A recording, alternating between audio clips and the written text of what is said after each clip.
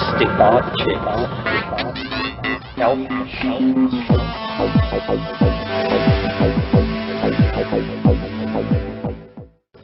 Greetings from Cyberdelic Space. This is Lorenzo, and I'm your host here in the Psychedelic Salon. And I'm here to tell you that it sure is good to be back here with you again. After we returned from Burning Man last week, I was all charged up and was planning on doing an entire podcast about it. But now that the dust is beginning to clear, so to speak, the truth is that I'm all burned out with Burning Man right now. But that said, even though I'd originally planned to podcast a few more of the McKenna Abraham Sheldrake trialogues, the Playa just won't let go of me yet this year, and so I'm going to play one of this year's Playalogs for you. And it's the one that Bruce Damer led. In fact, this was the last of the Playalogs that we held at the Burn this year, but I have a good reason for playing it first. And that reason is summed up in the one word I love to hear my friend Queer Ninja say when he opens his podcast. And that word is easy, as in easy. But in this case, I'm the one who's taking it easy. While it would probably make sense to play the Playalogs in the order that they were held, transferring all of that audio onto my computer and then converting it to MP3 format probably isn't going to take place for a few weeks yet. But Bruce, as is his custom, brought his own voice recorder along and placed it in front of our little sound system. And he then gave me a copy of it in MP3 format. So I'm going to take advantage of Bruce having already done a lot of the work and play his Playalog right now. Then, for the next few weeks, I'm going to play some more of the McKenna Abraham Sheldrake trialogues just to give us all a little break from Burning Man. Or maybe not. I guess we'll just have to wait and see what the Muse has to say to me next week.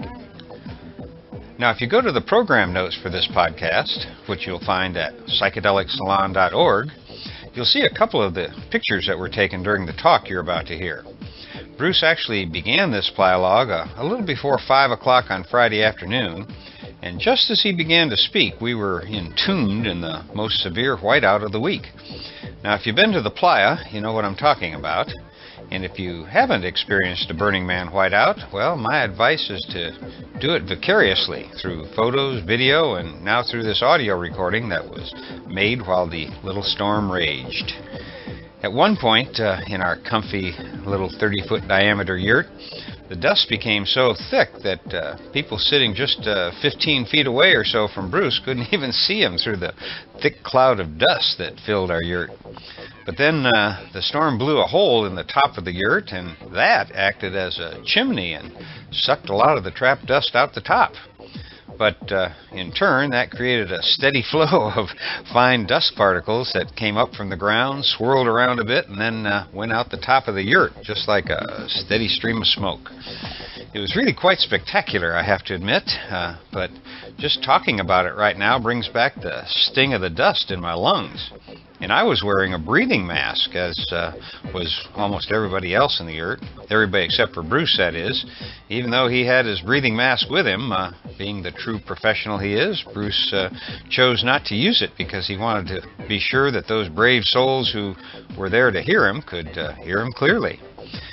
Well, as anyone can hear while sitting in a canvas structure during a gale force wind, it was wild, to say the least.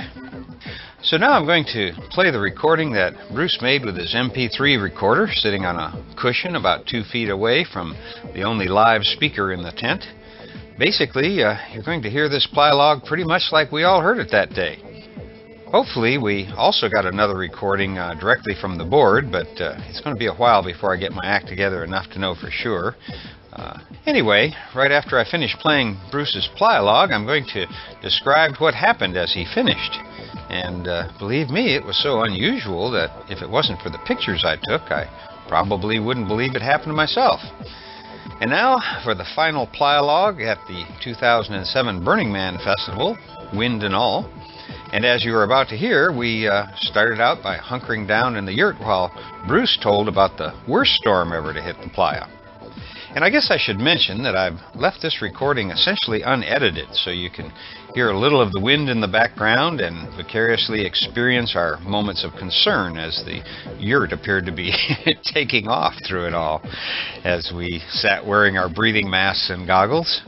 Bruce, of course, very stoically sat there and talked. No mask, no goggles, and at times we couldn't even see him because of the dust, as I mentioned. Yet he pressed on. Oh, and you'll have to try to ignore the background sounds, especially in the last third of the recording. Besides an art car or two going by, the camp next to us started gearing up their sound system at about the same time as we were finishing. But if you really want to get the feel of this event, fill your room or your car or wherever you're listening to this with as much dirt and fine dust as the air will hold. Then crank the heat up to around 100 degrees Fahrenheit, and be sure that you haven't had any sleep for several days.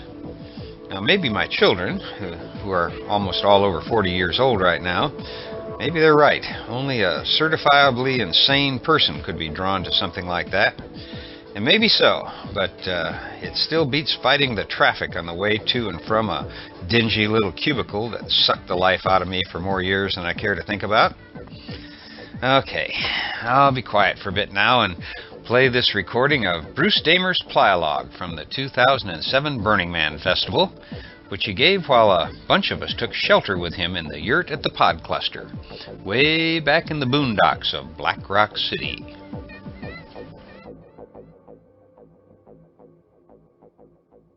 I would like to now introduce my good friend Bruce Damer, who, I don't know, how many of you have heard Bruce on one of the podcasts or something? Okay, a few of you have, so you know a little bit about Bruce. Bruce came into my life through Terrence McKenna.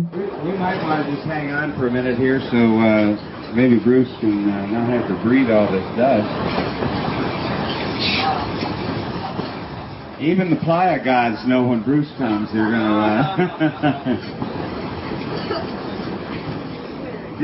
Did anybody see in the paper in July, in USA Today and a whole bunch of other papers, that NASA now is taking on a new mission, one that finally makes sense, is to be able to, well, move an asteroid out of the way that's coming our way, or bring one into orbit and mine it for precious metals or resources. And it's a brand new, a whole new direction for NASA to finally accept this, and it's getting dark, isn't it? Maybe I shouldn't be talking about these things. Another eclipse scheduled for today? We're in it. Meteor shower. Wow. Pardon me? Meteor shower is coming. While this is going on, so that you know this isn't too bad, why don't you tell the story of the 2003 or 2, the whiteout after the word? Yeah, Well, I'll introduce Bruce the rest of the way in a minute, but as long as we're enjoying this, let's hear what it was really like when it was bad. yeah, we right after the festival ended on Monday in 2002. It was 2000. We're usually in the staff area in the center camp, so we just sort of hang out with people at the end. And we were sitting there. It was a beautiful morning, about 11 o'clock in the morning on Tuesday, and we looked down toward Gerlach, and there was a black wall of dust, 1,000 feet high, coming toward us. Not one of those little pillars, but a wall. And because I work with NASA on Mars exploration, we were doing a lot of simulations of Mars and mapping its surface and putting vehicles on it, virtual vehicles. I said, that looks like just like artists' conceptions of Mars dust storms, like planet-wide dust storms. So I got Galen into the motorhome, and I turned the motorhome into this thing as it was coming in, and it hit with an 80-mile-an-hour wallop, hit us, front on. And it went for 3 days, 80 miles an hour. I think it peaked at 100 miles an hour, and it was unbelievable. In whiteouts like this, you'll see people riding their bikes around and everything. If you were outside in this, it would blow you right off your bike. Or if you held your bare skin up, you'd see little pockmarks of blood, little beads of blood where the grains are going subcutaneous. like this. And center camp tent was totaled, and hard structures were torn apart, and we saw a burn barrel traveling at 30 miles an hour. And rangers came by. Basically, they locked down the playa. You couldn't leave. Washoe County and Pershing County police evacuated their officers.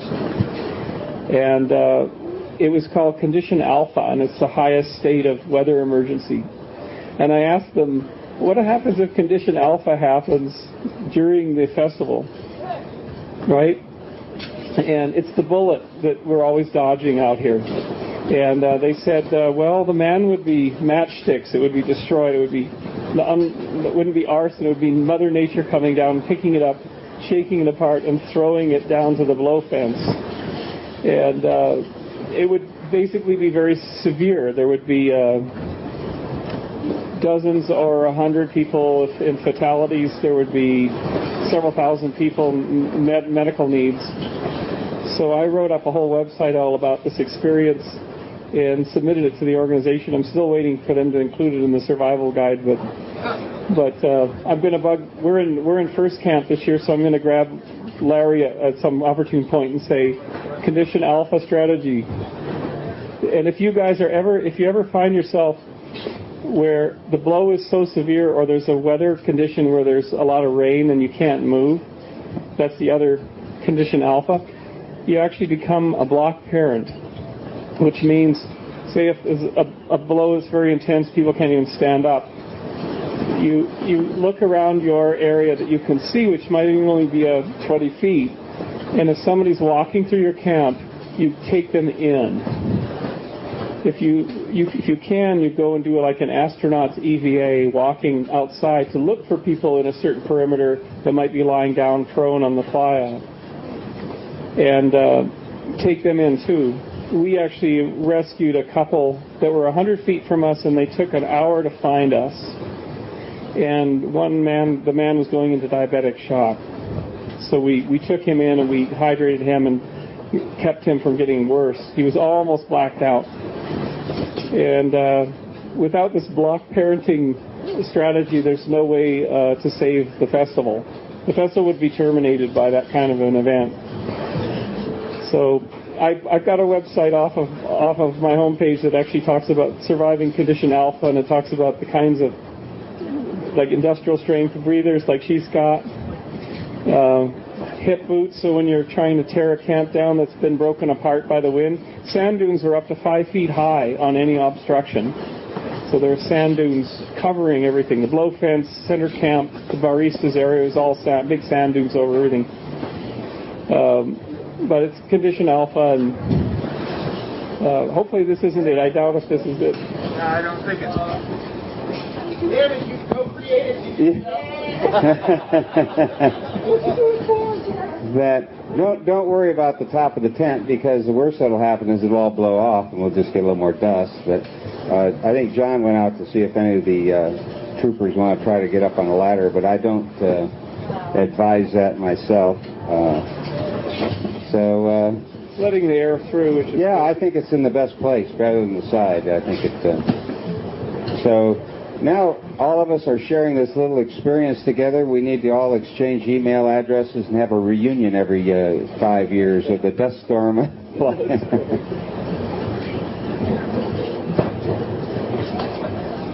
I thought 5 o'clock, by 5 it would be died down, and it was. But we tracked in our camp, in first camp, if you see there's a building with a tower on it with a dish on it, that's the Network Operations Center, and we're part of that team, and so we look at the weather maps, and there was a storm system flowing just over here all day, and we were tracking it coming over, and if you need email access or voice over an internet phone, come to us. Look for that building. And we do the webcast too. And there's several robot cameras that scan the playa and bring you Burning Man virtually.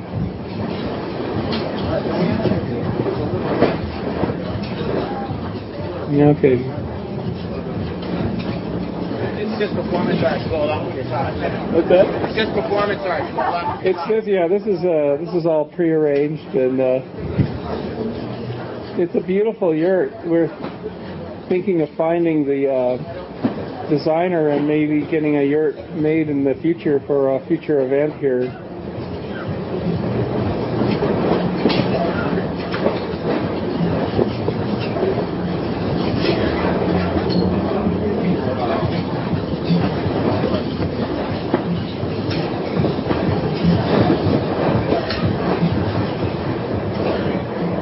Ah, the miracle workers. We're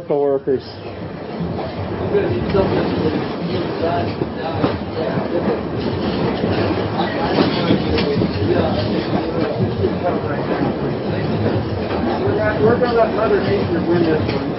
And I think she certainly deserves it. So, Lorenzo, what, in your experience, what do you want to do through this? If you want to start your talk, I can do it. Okay. I think it might be interesting to do a little preamble about dust and the moon, and what a good thing we're not on the moon.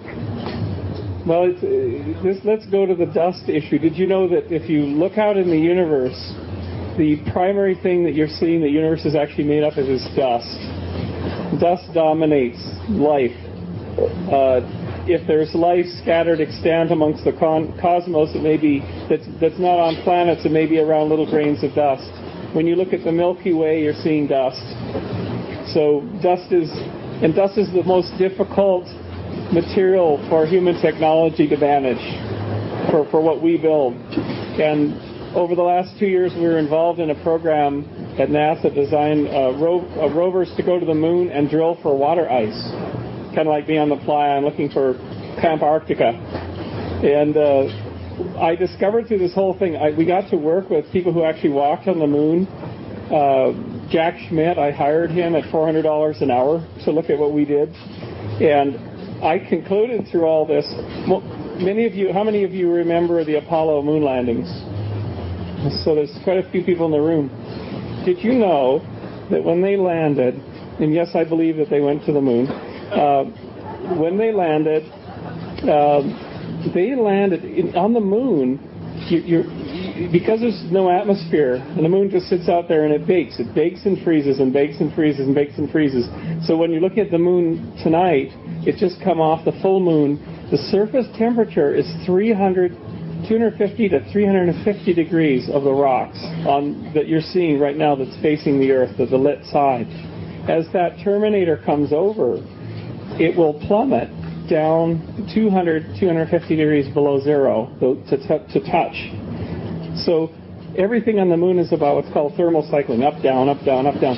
So what did the Apollo guys do?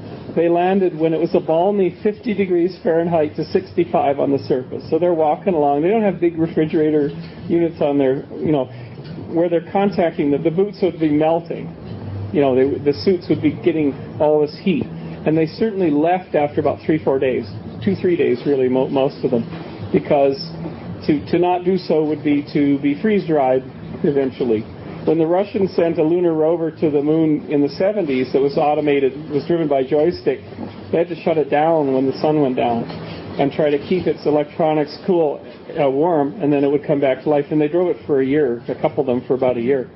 So actually the moon is a harsh mistress. It is a tough place to go. And we all grew up seeing buried lunar bases and happy astronauts running around, mining, doing all those things. It ain't going to happen. I concluded after 2 years, after a lifetime of believing this, and 2 years of actually working on this problem, that we're not going to do it. We don't have the technology. If we don't have the technology to keep something going on the playa with the lunar dust, or with this dust, the lunar dust is worse. It's like this little ninja knives that are made by being smashed. The moon's being smashed by asteroids for billions of years, and it's made these little sharp grains that get into everything. They cut fiber down. The suits were cut. Several layers were sawn off by this dust. So you've got the thermal cycling, the dust. You've got a lack of water, probably. Jack Schmitt, who walked on the moon in Apollo 17, doesn't believe there's water ice anywhere. And so the moon is actually kind of a tomb. It's a harsh mistress. So you asked, how are people ever going to go out and settle in the solar system? Or is this a pipe dream, or this is impossible? Well, guess what? When you saw the Perseid meteor shower, a few weeks ago, all those streaks in the sky came from objects that came from the birth of the solar system, the very beginning of the solar system. They had, and when they come in, they have all these colors, right? They burn up and have all these colors. Why do they have the colors? Because all kinds of good elements in there. There's organics in there. There's water in there. All kinds of goodies. And they're old. They're 4.7 billion years old. That's a comet tail that you're seeing that's coming in the meteor shower. There's another one after the burn, or around the burn time, right? There's a big meteor shower. Those are where we came from, all those objects, and they've tracked about 1 million of them in the inner solar system objects that pass across the Earth's orbit. And they are what we are made of. After the Earth-Moon formed, the comets and material coming in gave us our oceans. Because if you got a plain virgin planet that's just a cooling lava ball, it doesn't have oceans on it. They came in later. They came in from comets coming in. And occasionally a comet or an asteroid comes in, like in Tunguska in the early 1900s, that comes in and blows up and spreads its material everywhere. And so we're made out of that stuff. That is the green biosphere of the solar system, is that material. That's probably our future. We have to learn how to go out and get that stuff, mine it, turn it into fuel, water, etc., build our structures out of it. And if one of them is coming toward us, like the 7-mile-wide object that destroyed the dinosaurs, we have to learn how to deflect that. We have to learn how to deal with those guys. And this leads on to the next thing, which is, you can say, well, gee, how rare are we in the universe? How rare a thing are we?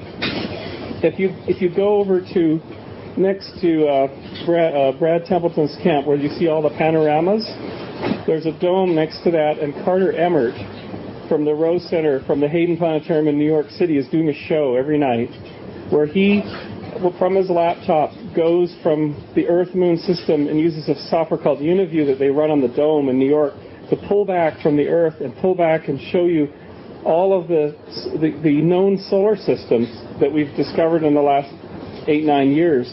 Solar systems that have planets, that stars have planets around them. And then he superimposes a sphere showing where the radio waves have reached from the 1920s, out 70 years or so.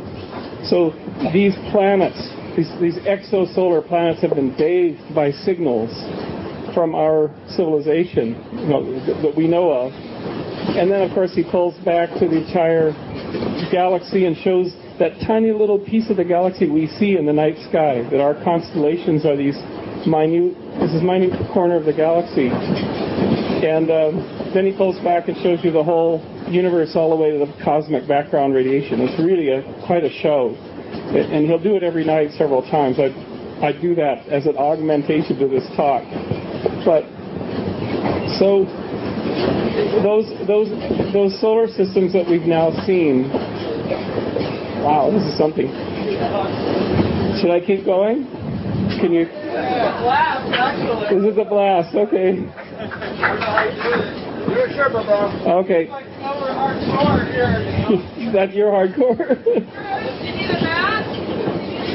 I'm okay. I'm okay so far.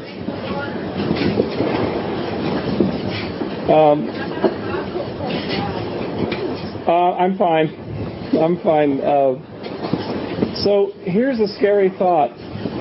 So all of these exosolar planets, these solar systems are out there. They've been bathed by our radio waves. Is there any receivers? Is anyone there to pick up I Love Lucy? Probably not. Why? Because those solar systems have all the wrong properties for probably our kind of life or any kind of life. Why is that? Because instead of having, in the inner solar system, this nice little serene parade of little planets and little ice balls and things that are happily moving around in circular orbits, they have the nightmare scenario, the inferno scenario of a giant Jupiter close to the star, and it's hot, and it orbits the star. Some of them orbit their parent star in 3 days. These giant Jupiters, they're even bigger than our Jupiter, and they're going around and going around. They're like a little heat engine, and there's no small planets that would be able to have life with that. So you look at our solar system, we have this M-class star that's very stable. It sits there and it cooks away for almost 5 billion years with the same temperature, no variation, no problems, no internal little digestive problems in our sun, this really rare little sun. And then we have this beautiful serene garden, if you will, of inner solar system planets, all protected by a sentinel called Jupiter. It's a cold gas giant. And it's out there saying, I'm happy being out here.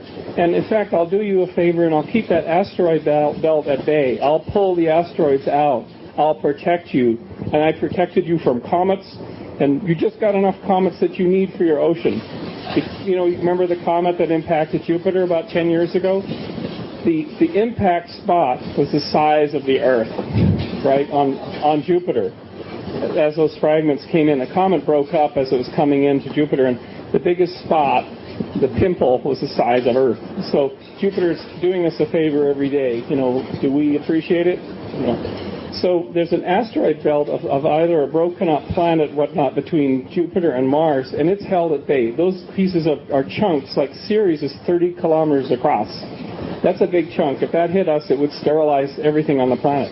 So Jupiter sort of keeps that away from us. And yet, we've had some impacts. We had one in the Permian that killed 80-90% of life. We had another one in the KT boundary that killed all the dinosaurs. We've had just enough impacts to vacuum out life and let it start again. Vacuum it out and let it start again. And I think that is a process that is essential for the development of complex intelligence. And we've probably had them before that. We don't even know. There's this theory that the Earth was an ice ball. It was completely frozen over at one point because of various things. And then gradually the atmosphere got more CO2 and gradually a greenhouse effect came and the oceans melted again. So there's been all these mass extinctions over and over and over again. So look at it this way. There's another way to see this. Here's the solar system.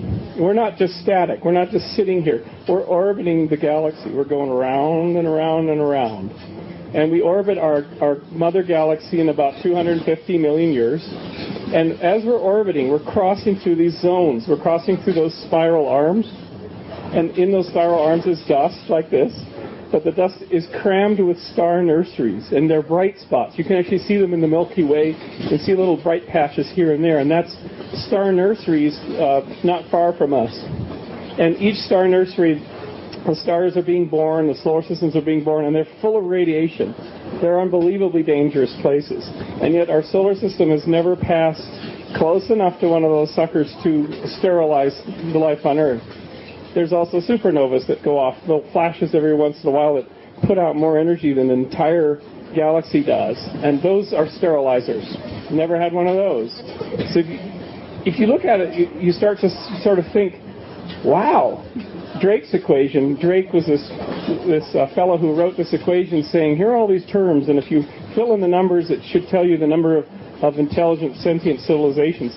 His equations, I think, are vastly underestimate the difficulty of having intelligence. You need like 5 or 6 more terms.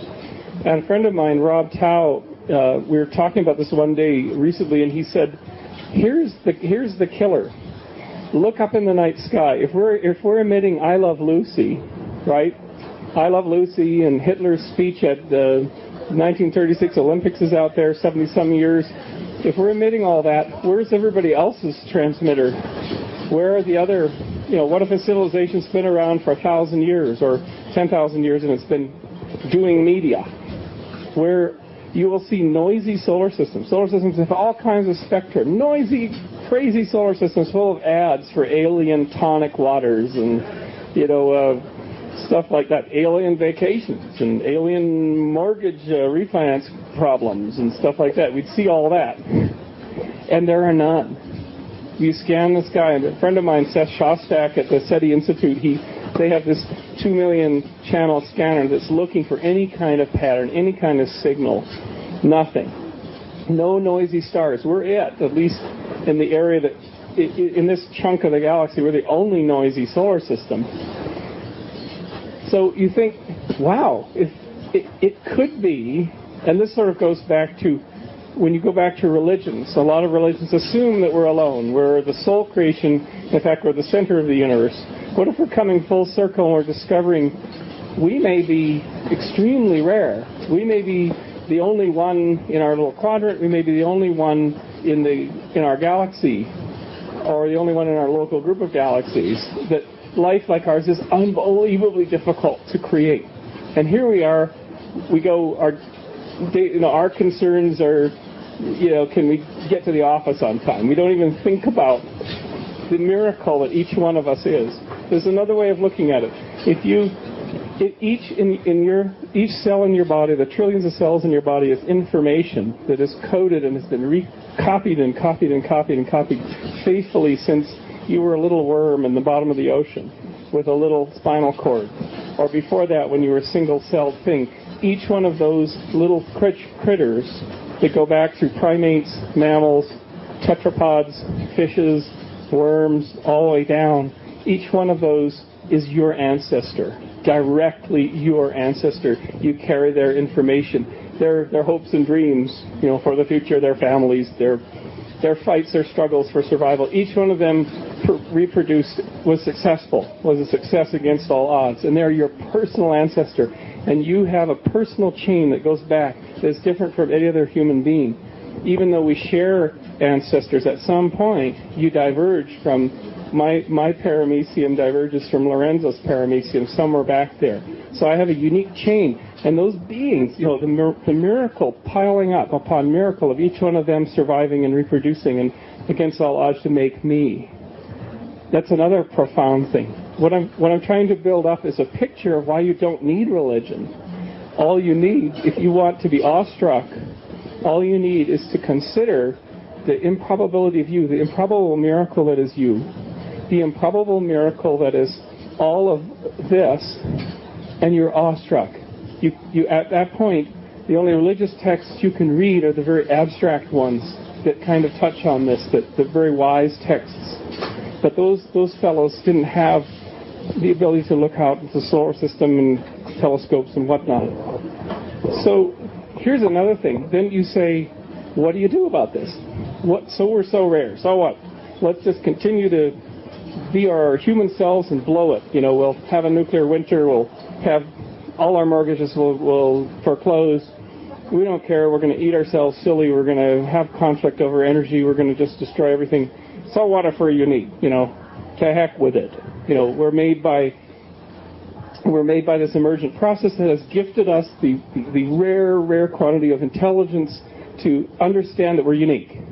So perhaps the universe is this massive machine that doesn't know where it's going. It just came out of a random quantum fluctuation anyway, and it sort of expanded, and maybe there's more than one universe. And in the very rare instances, maybe if there are multiple universes, there's only a very few that make a creature that goes and says, we're rare. We emerged from this jumbled mass, and we're rare. And that's the whole point. Like, thank you, you've been recognized. But what if, when you go to see Carter's show tonight, if it's not blowing like crazy, if you go to see Carter's show, think of it this way. Eric Davis talked about co-creation. Carter's show, at one point, he shows the surveys of galaxies and the surveys of galactic clusters shooting out from the Southern Observatory in Australia, and there's this wedge of known galaxy and clusters way out to the cosmic background of quasars, and then there's another one up here. And he can rotate this on his laptop with a joystick. That's the genius of what Carter's achieved. And it's all real data. And you're actually like here at Burning Man looking at these patterns of things. Well, guess what? Those patterns of things are the rendering of the universe. Now, they're the rendering from our point of view. They're looking billions of years in the past. But in your little primate brain is a renderer running saying, oh, that's a cool pattern of things. And it's fairly low res as far as the universe is concerned, but it's real. And so if you're thinking consciously about that, and then you look at the night sky and you say, oh, wow, that's just one of the galaxies that I saw, and then if you pull back, it's like you're a space traveler already. You're already, because through the miracle of what he has done, you can say, oh, that's a galaxy. And when he pulled back, there was a bunch, and then there was something called the Orion cluster, and it had a bunch of galaxies that were colored red, just because you wanted to identify them. They're not red. But so your little brain just traveled billions of light years virtually and rendered parts of views of the universe. Now, if you believe in co-creation, you could think, what in the heck does this mean? Well, it means that if the universe was at all attempting to find consciousness, for a split second, a primate brain on Earth had in its little synaptic gaps a picture of the universe. The universe saw itself momentarily. Now, what does this mean? Now, think about that. If you're rendering it, the universe is, oh, it's awake. It's self-recognized a little bit. And what if there's another creature, there's only two? What if there are only two sentient races and there's a Hayden planetarium with budget problems somewhere in another galaxy that is doing the same rendering? They're going to be seeing, they're aliens with 7 eyes, so they'll have different types of computer displays and everything, but some Carter Emmert of Barbie, who's known on the planet, some other Barbie is out there rendering another view, and there's another Burning Man, as improbable as it may seem, and it's aliens, the Burning Man, and there's another Playa, and the Playa, it's all swamps, right? For them, they're like desert, and swamp is like hazardous, and you're in water for a week, are you crazy? And so they're in this water, and they're like, whoa, radical self-expression, and so there's this underwater displays, and they're looking, and they're like, hey, this dude is, their eyes are on little poles, and they're like, oh, this guy is actually able to render the night sky, and they've drawn back the veil of dust that surrounds our planet, and we learned how to make water lenses, and we've done all this, and so now they have a rendering of some being is like seeing that, but they're seeing it from a different perspective. Well, what if somehow their mind now connects with the mind of you that rendered it? Well, the universe is a little bit more. There's a little bit more collective consciousness. Now, here's the last little piece to this. And there's a book out by Seth Lloyd called Programming the Universe. Since I'm a software guy, I love programming anything, like hacking the universe, programming the universe. And Seth Lloyd's book was a mind blower. I read the first chapter before coming here. And Seth Lloyd's thesis is that the universe is a computation device.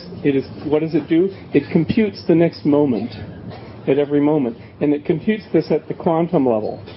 And this guy is a serious guy. He's not a flaky guy. He's actually made little tiny quantum mechanical computational systems that work. You put a thing in, it solves a thing, and it comes out. Well, okay, this is really interesting.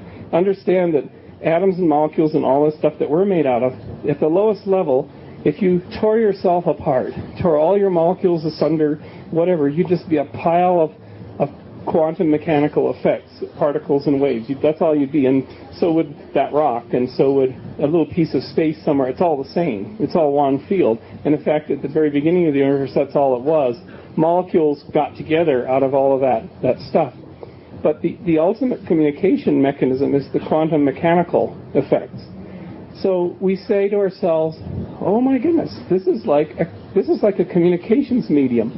If you can get, if in a little box, somehow in a lab, you can get, instead of chemistry, we all understand chemistry because we're made out of chemistry. We drink water and, chemical reactions happen and we live on chemistry.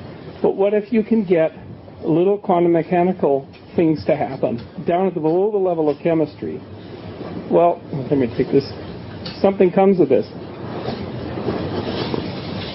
What if the ultimate goal of life, of the universe, was to become fully conscious?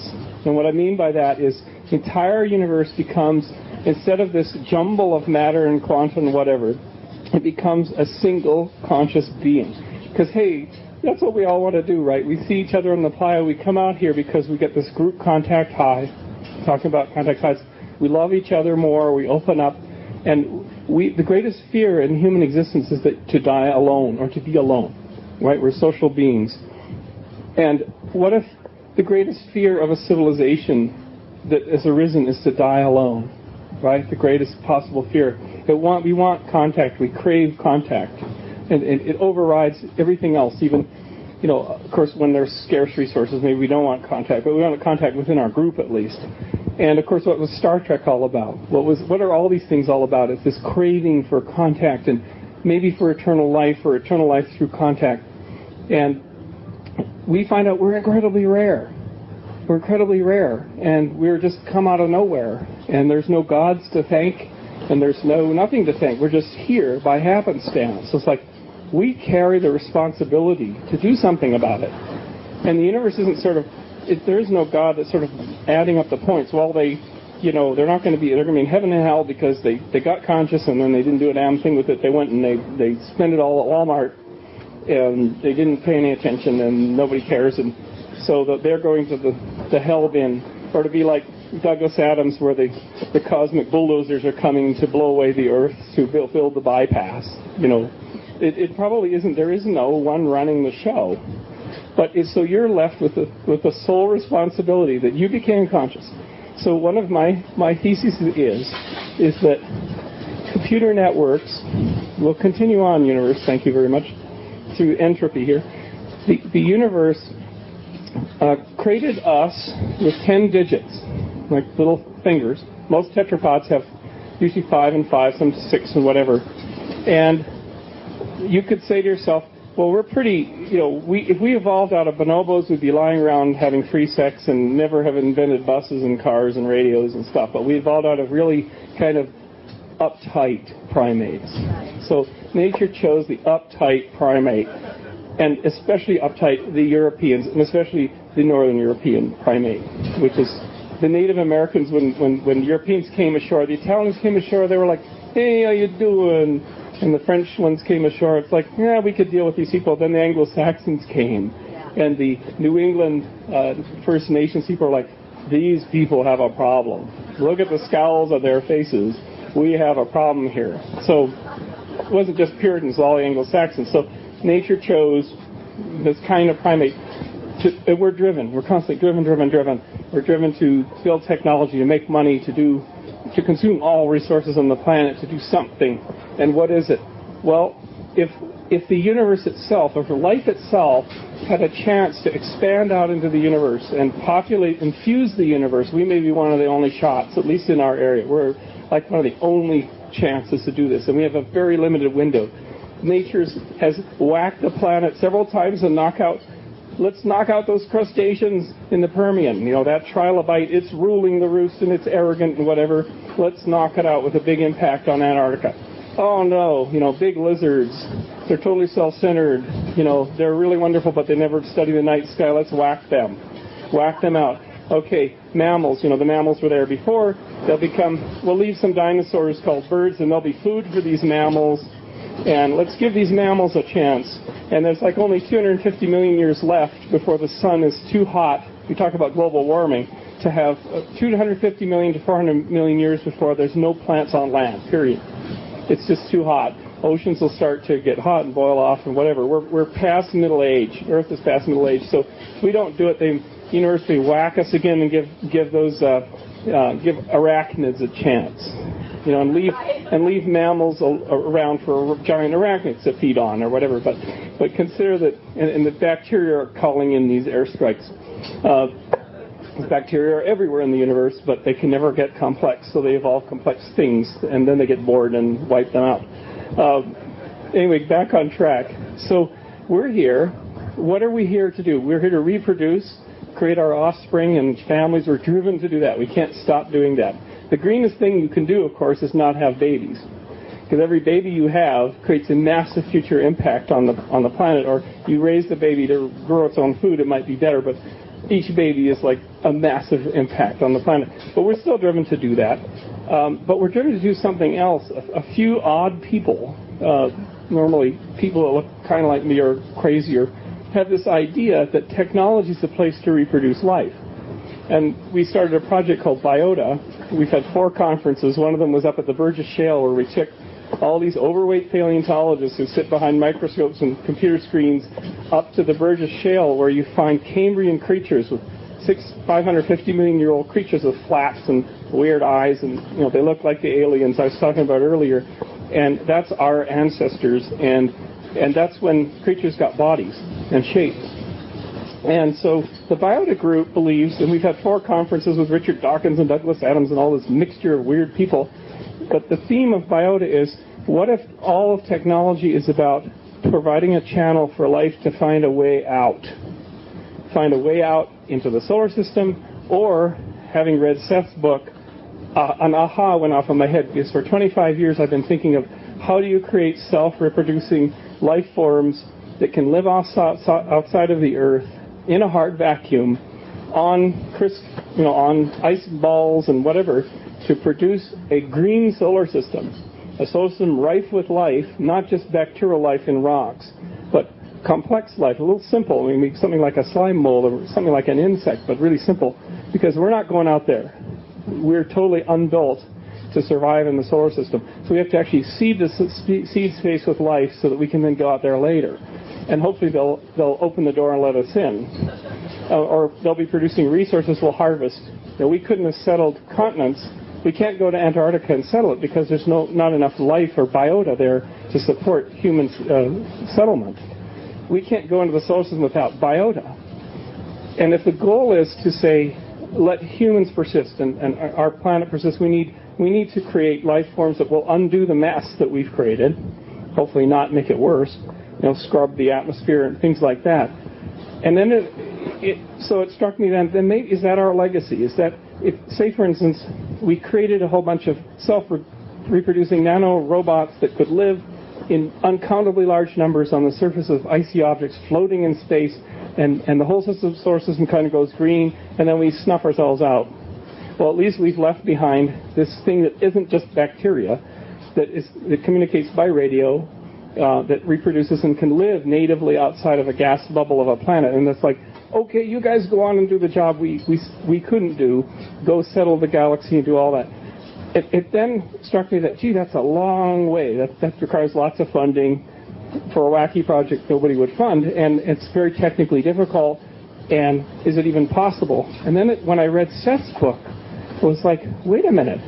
If he says that you can program real simple stuff in the code of the universe in quantum mechanical fields, what if you did your simulation of a life in the computer and you injected that into a quantum mechanical computer that you built in the lab to get the quanta to wiggle the way that you would want to make self-reproducing little critters out of quantum mechanics? Now, think that for a moment. There's one thought that came to me, which was, well, if you did that and they're able to reproduce just momentarily, you couldn't stop them. You couldn't build any container that would contain that. And in fact, there are just all kinds of crystal lattices that have very predictable things. You couldn't contain it because it's lower than the level of atoms. It would just spread like a wildfire. It would spread like the Genesis effect. It would just sweep everything. It would find consumable things which were quantum mechanical fields and energy levels, and it would sweep out. But it would be more like sort of pond scum taking over the whole pond, just going and going. The pond is very big. And so then what you have is sort of a cheap and dirty way, if this would work, to actually infuse the entire matter of the universe, matter and energy of the universe, with something that is of us, of what we have learned about us, which is make code, make it self-reproduce, make it change, make it get more complex, give it communication and whatever. But from the Earth, instead of a few footprints on the moon and a few little complex organisms, that we could do in our short time, out from the Earth explodes not just I Love Lucy, but the explosion of life itself. Just bam. It's spreading everywhere. And you could tell, it would be like one of those Greg Bear novels, Blood and Music, I think, was the one, where everything turned to gray goo, including us, and we all became happy gray goo. But what you would see, because it's quantum mechanical, say you had a piece of pizza that was infused with this kind of quantum mechanical life, it would suddenly start looking different. It would have different properties, because instead of atoms and molecules being the organizing principle, life would be the organizing principle, and everything, the color would change, the smell would change, it would smell like ice cream or something, or it would start shimmering and changing shape. Because at the very lowest level, life is now the organizing principle, not the ordinary Newtonian mechanics stuff. Our universe may be built just right to allow life to overcome all of that chaos and become the organizing principle. So then what you have is what you guys experience on your trips. When you have a heroic dose trip, how many of you have had I went to the center of the universe trip? Okay. So think of it this way, and this is from a previous Palenque Norte talk, was you go to the center of the universe, what do you see? Let's start passing around. Let's get some input from the microphone, because we're recording this. Because why I'm doing this is because if you're in your own mind, I'll finish up my part of the spiel, and I'd love to hear your experiences and your reflections on this. If in your own mind, in the most wide open brain you have, which is on some kind of either assisted or unassisted center heroic trip, and where your brain is completely scrambled or reorganized, and you experience going toward the light or doing something like that, and you're enveloped and you feel like you're melted in the whole universe, and it's all collapsed into one thing, and everything's communicating, and it's all about love. And that's what Terence's last words were. Terence McKenna's last words were, it's all about love and keep breathing. People, keep breathing. Right? Remember that? So you experienced that. Terence's brain dissolved. Let's face it. I mean, he had a mushroom-shaped cancer in his brain. He thought it was very ironic. He said, and mushroom-shaped. And in fact, I'll tell you a little bit of a Terence story, because this is a Terence event. We have to evoke his spirit. Since his archive is now totally destroyed, thank you, Quiznos Sub Shop. The archive in Monterey, where in the back of the Esalen offices there, was burnt up. Terence's materials are all gone. Fire broke out at a Quiznos Sub Shop in February, I think. Went through the firewall and burned up all of Terence's stuff. So if you have Terence tape, and get him to Lorenzo. Terence only exists in cyberspace and in his books. There are no other notes, nothing. So this is appropriate, because during Alchemical Arts in Hawaii, which is the last conference that Terence was at, we all sat we laid down like you are in this room, and we pointed our bodies toward Mr. McKenna, and he was lying in the room. And this is a man whose brain is now dissolving into a mushroom, but he's quite competent, can talk. He gets very tired at that time. And we all tried to do something individually. We tried to co-create some vision for Terence. And what came clearly to me was Terence, there was this crystalline Fabergé egg vehicle with nice plush seats, kind of like you'd have out in the playa. Well, it's nice and clean, no dust. And it came down, and Terence got in somehow, and he was carried up, and it was all shiny and everything. And I told this to him later, and he said, the getaway car. So, in a sense, for me, I committed Terence to cyberspace. So he's out there somewhere, and there's some rain. Concluding the thought is that if in your brain, in your primate brain, you can render a bit of the universe, and if on a heroic trip brain, you are actually seeing the complete co-creation of the entire conscious universe, maybe it is already happening, or maybe it is in the future, and it is going to happen, and that the universe is pointing to you and saying, help make this happen, because I'm expanding, I'm going to evaporate. If you don't do something, you're it. You're the ones. I made sure that there was one M-class star, you're it. You go and get going on the project, or whatever it is.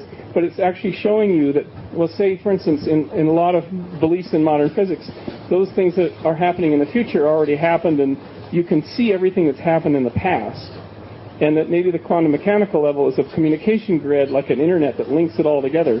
So when you open your mind and your mind is reorganized, what it sees is this massive project of unifying the grid.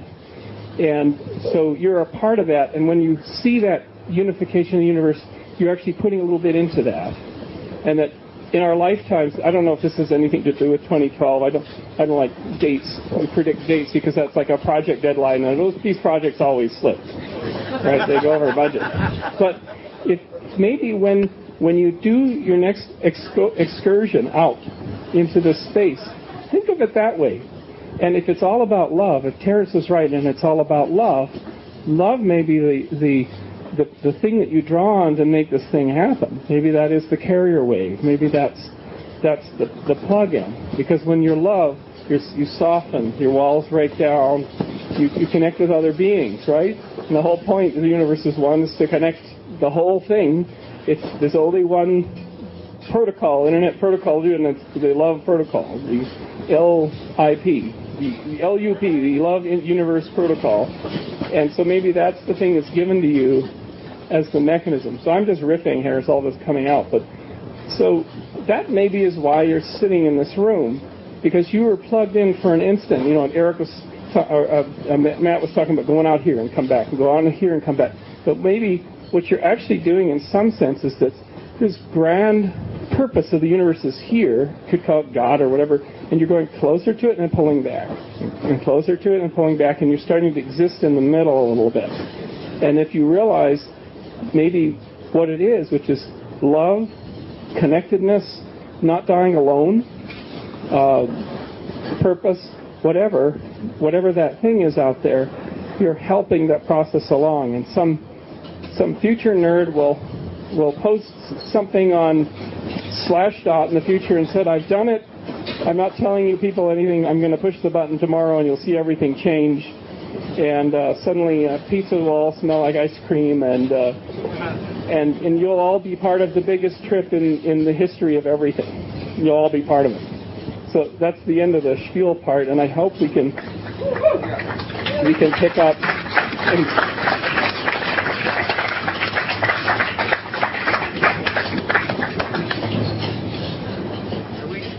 Okay, questions. Wow, Bruce, that was, I was expecting to hear a mind-blowing Mark Healy talk, but I think you were even more mind-blowing than what Mark was going to come up with. But you were calling for responses at one point, just before the end, to something about the grandiose, cosmic, mystical LSD trip or whatever. I don't want to go there, but I just want to mention a really great book that summarizes an angle of what you're talking about is Biospheres by Dorian Sagan. I just found this paperback. I thought I knew all this shit for years.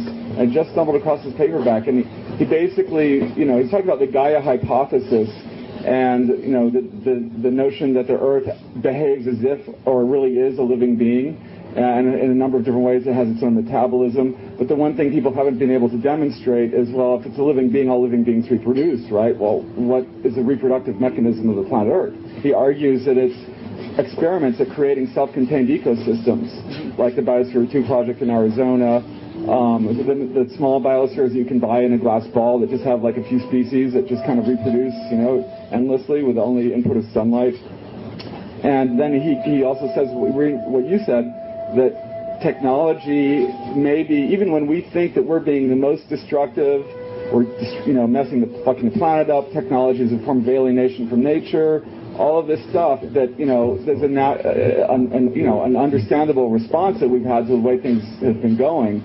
That's all just part of a process of nature's creating these mechanisms for exoskeletons to project these spores of, and not just humans, but the whole samples of the whole ecosystem into space to spread. So anyway, I was just repeating what you said in different words, really, but it was really great because I just read that book, and I had a lot of these thoughts and pieces, flashes and revelations and bits of information, but really, congealed it. And it was written back in 1990. Yeah. I didn't even know about the biota things that you've been doing. That's really cool. Anyway, that's just my sort of appendage to your... Thank you very much. Yeah, there's a whole body of great work out there that's emergent, of course. And here, okay. And thank you for sitting through this. It's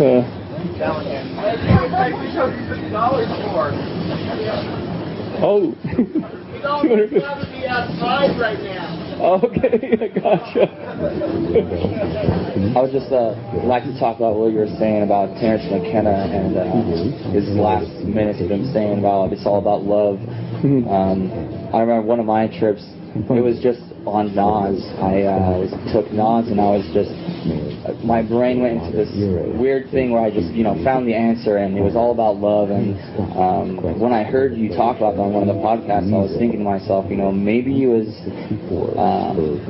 because I was close to death, and I got a little, insight or something like that. But I think really on the other side, in my opinion, that it is all about love and how it all ties in.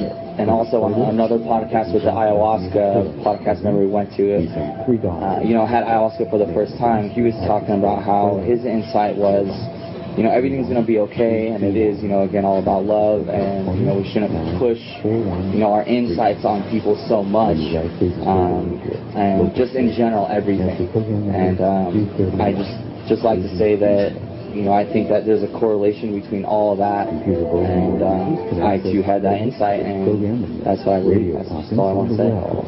And everybody here knows, if you're in a loving state, you know how it changes everything around you. It totally changed everything around you. It's what the belief is about, the film. And to his credit, Terrence, if you knew Terrence, Terrence would say, "I'm not a love bug." He was very cerebral.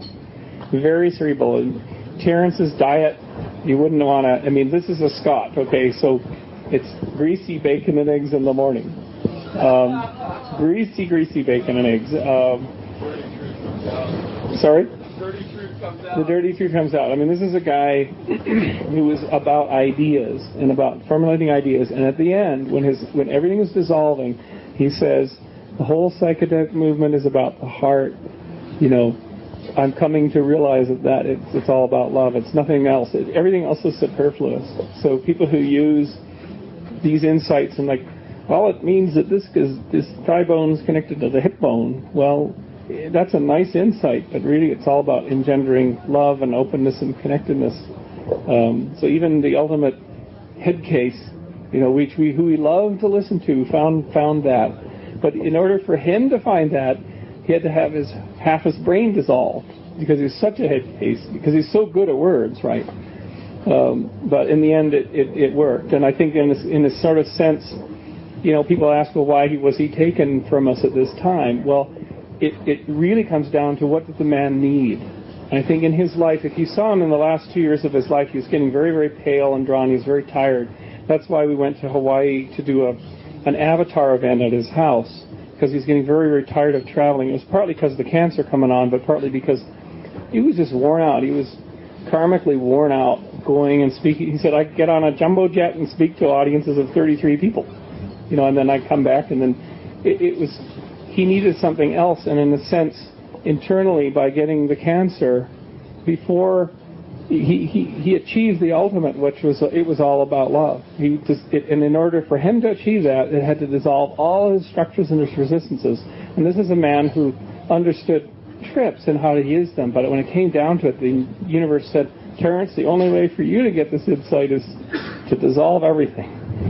So I feel that in a sense he left us because there was an inner need that he had, and he got it satisfied, and I'm very grateful for that. And if he's in that Fabergé getaway car, off he went, and God bless him. Our universe bless him. And now his voice is mixed into 1,000 trance. It's blended everywhere. And Rhythmics and Burn, Terrence McKenna and his cohorts, thanks to Lorenzo and the Psychedelic Salon.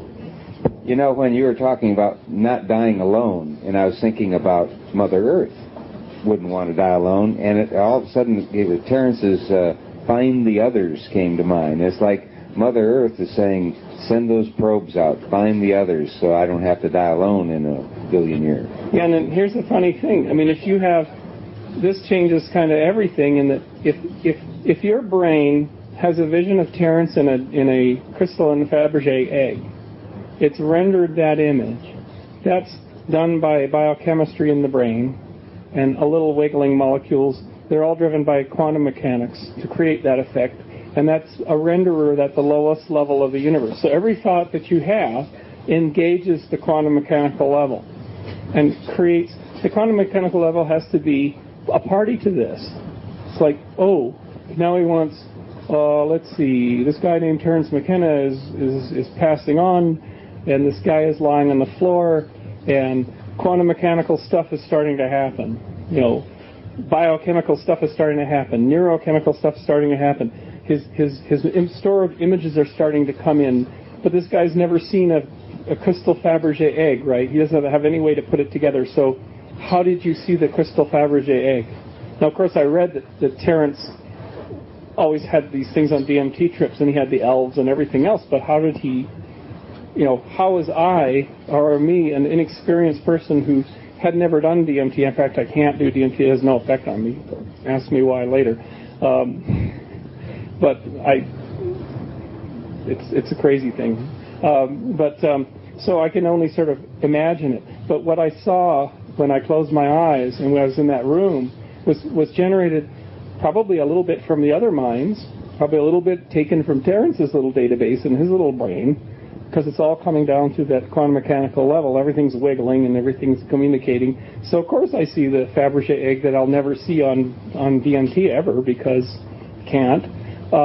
So, whoa, wait a minute, what does that mean? Well, that means that something bigger than my little brain came in to generate the image of this thing moving up carrying Terence. And it could be called dreams or visions or whatever that you've never had. You don't know what this looks like, and yet it comes into your mind. So in some sense, everything you do is engaging everything down to the lowest level, and so is everybody else engaging down to the lowest level. So when you see in movies like talking about water patterns changing, or when you feel love, your body changes. Well, maybe you're changing other people's bodies. By changing your own body, you're changing down to the quantum mechanical level, and there's some kind of... So all of this stuff with parapsychology and ESP and weird coincidences and all this stuff may be explainable this way. It may be that the quantum computer that is the universe is saying, route these packets over here, and it's kind of a dumb router. It's sort of... It's not designed, but the stuff is shimmering out there, and we can't measure it because you can't put a packet tester onto the quantum mechanical level and say, show all traffic going between one place and the other, because you change the nature of it. Every time you look at that, you change its nature, because you're a participant, not a spectator. There are no spectators in the universe. You're all participants. So if you think about it, you change it. If you try to study it, you change it. It's a slippery kind of a thing. So, of course, you can lie on the floor and get imagery that you could never have come up with, that you have no mental model for. And so, therefore, you can tap this unbelievable thing. So, therefore, you can say, there's a reason for the muse. If I open my mouth and start singing, which I can't, but Galen can. Galen, are you here? Galen? I haven't seen her. She probably was... There she is. Oh, no, that's not Galen, that's Mary. Anyway. She can open her mouth and sing in Bulgarian. So, well, she hears Bulgarian grandmothers singing in that beautiful ethereal thing, and then she can just reproduce it. And then the Bulgarian grandmothers burst into tears, and how can she possibly do this? So you think about all the things that come into your head, instead of saying, I don't know where they came from, and I deny them, or I must be going crazy, or whatever. There may be an open channel. There may be open sockets, always going in and out. And if you acknowledge that there are, and you're empowered by them, there may be an explanation for them. And it may be that in the 21st century, our next great realization as a civilization is how to tap into that, and how to distinguish the spam or the noise from stuff that we can use. It gives us a lot of information. It's too much information floating. But the next time you have a powerful dream, consider that it may have come from the field.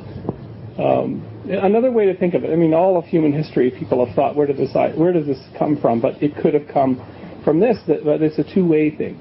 So we talk about co-creation. It's another way of describing what people have been talking about at this series, but it may be all explainable within our lifetimes. Next question. Thanks. My major center of the universe journey was just straight through meditation. And at one point, I was in this space where I thought I was falling asleep, and my body was kind of constantly just sort of tripping out on kind of collapsed, and I wasn't sure where I was going. And then all of a sudden, I just entered this space within my brain, and it was triggered by a thought that somebody had told me that the interior space is as vast as the entire universe. So all of a sudden, that thought just triggered that experience, and I was a singular point of view that had no physical matter in the universe, and I saw that the universe within me truly was as vast as the entire universe. And now that I'm thinking about what you're saying, I realize that triggered a whole cascade of other acknowledgments to me. And this one phrase came to me after that, a few years later, that if it vibrates, it's not the void. Period. If it vibrates, it is not the void. So what is the void? What is the consciousness within us?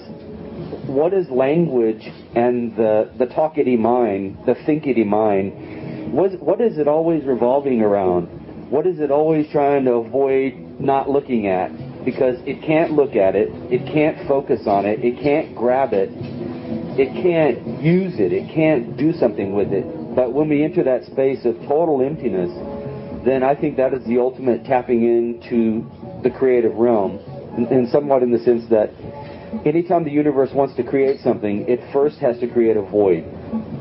It has to create a space where there's no energy, where there's nothing pulsing, nothing vibrating, and in that absolute nothingness of no space, no energy, no time, then that's the only possibility for something genuine and new to be created.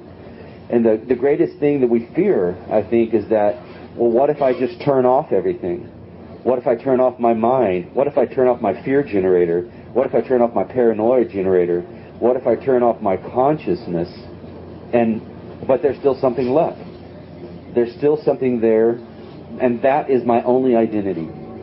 The only thing that I can claim that I know that I am is this thing that I cannot find and I cannot name and I cannot manifest. But it seems to me that is the whole of the universe, that we exist in it. A black hole, the infinitely most dense point, would eventually lead to a point where there's no vibration. So that there's no difference between that black hole within me or seeing inside an insect and seeing that emptiness is alive there. And you know, if you wake up in the morning, think of this, and this goes back to the power of meditation and clearing the mind. If you wake up in the morning and you feel completely fresh, completely like I'm a newborn baby, I don't know who I am, and part of you may be panicked, like I got to get to work or whatever. What if you wake up as a newborn baby every day? And perhaps I think people who meditate and who really try to clear them out do wake up as newborn babies, and then they come alive each day, so that each possibility of the day comes in and it manifests itself. They're not on a rigid schedule and a checklist, and perhaps that's the way our ancestors might have risen each dawn as new beings every dawn. What's interesting is in the beginning of the universe, for the models that they have now, there was actually a phase where the universe is expanding ball out of the void, and it reached a phase where everything's a gas. And there were massive vibrations. There was a voice period of the universe. The voice was a roar. In fact, scientists have tried to reproduce, if you had a microphone in this early bubble, what would it sound like? What would the nature, an enormous sound. Everything's vibrating. It's this roar of voice coming into existence. And then it expanded so much that the gases are separated. And then you can see it in the cosmic background maps. You can see all this rippling, and that's actually the vibratory forces that created the distribution of matter. And that's the remnant of that. And we're sheet walls of galaxies and tendrils and all this sort of stuff, and then the dark matter in between and whatever. It's all because of this massive vibration, like a massive stereo system blowing the playa apart. But then what happened was when planets formed, gas again appeared. Now there's gas in stars, but it's so noisy and so hot, nothing can happen. But cool gas around planets like Earth appear, and you have an embryo effect. Like you're breathing this embryo. You're inside the embryo. And then a friend of mine who went to the Digital Burgess conference up to the Burgess Shale from University of Manitoba, he's a world leader in embryology. He published this book about this thick that I can't read. that showed that in the early formation, if you try to create a child or any being on Earth, and you get this, you get a duplication and a foursome and an eightsome and a 16-some, and you get this thing called the blastula forming. But this blastula is a ball of cells.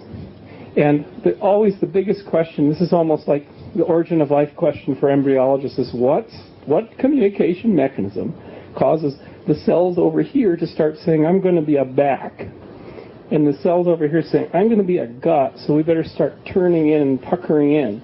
And everything does that, right? And this little puckering in.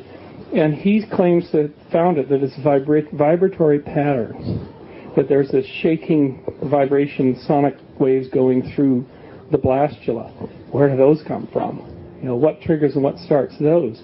So what it goes back to is maybe the entire universe is a big voice, has made the structure, but you were made by a tiny little voice in your own personal Big Bang, at your own personal beginning. And the question of what started the vibration, and the vibration's complex. In the communication between the back cells and the gut cells, it has to send a biosignal, a message to the next cell that reproduces more gut-like from the information coding, and the next cell's more gut-like, and then stomach-like, and then stomach lining wall-like.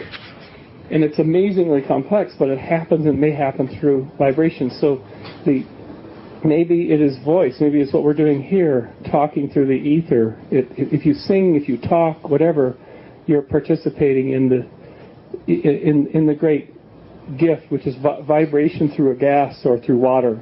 Whales, cetaceans, they're vibrating things. And maybe they're vibrating things at a lower level, in the quantum level too, that we don't know how to measure. So perhaps it's all about vibration in the void, as your insight came. It seems like it's the ultimate conduit. The ultimate conduit. Yeah. And it's infinite. Every single point anywhere in the universe is simultaneously connected. There's no space or time there. So being right here and being at the farthest distant point in the universe is instantaneous. Right.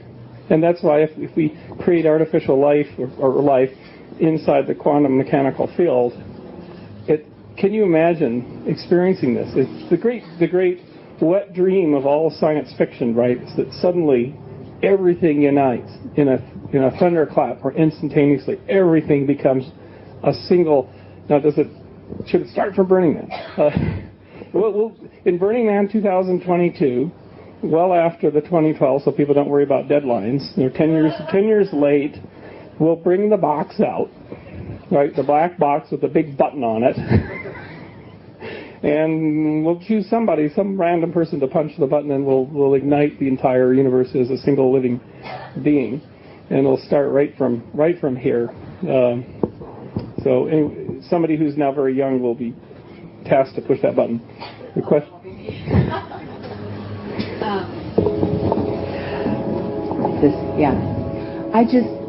First of all, thank you. This is really a wonderful opportunity. I feel really grateful to be here. And I love what you're saying about love, and I just want to make a plug to be kind of ruthlessly committed to being loving in a really vigorous way, because we have all these ego attachments, and every day there's all these opportunities to move into fear about not having enough, or not being good enough, or being controlled and feeling like a victim, or being arrogant, or being selfish, or all those kind of things are challenges for us every day. And so love is like this beautiful, soft, gentle concept, but it's not valuable unless we're willing to go down to the bone and eliminate those things that prevent us from being loving in an authentic way. So I just wanted to put that out there. And I think any time you can wake up like a newborn in the morning, think if you're a kindergarten teacher, right? This would be useful, right? Because you see those faces of those kids, and they wake up as new kids every day. They're forming egos, and they're forming all that. But when you look at the rare times I've helped a friend of mine teach kindergarten, it's amazing. It's not like Arnold Schwarzenegger falling on the bed at the end of the day. It's like you're looking in these faces and you're realizing that, wow, they're open And in a sense, if you can look in the eyes of another person, especially children or your loved one, or, you know, without any kind of a mask on, you'll get rebooted a little bit. You'll get that back. Or you can meditate and become empty. But it's a practice. Every time I see that in your eyes, then it's a full circle again. I see that absolute void, and it's the same thing that's animating me. So you see the void in my eyes. Every single eyes I ever looked at. Yeah, And the eyes of lavender plants. The void. Well, something happened to me when I was. This is another very personal story, but I always, as a kid, I was adopted, and I never knew my birth mother. And they always say,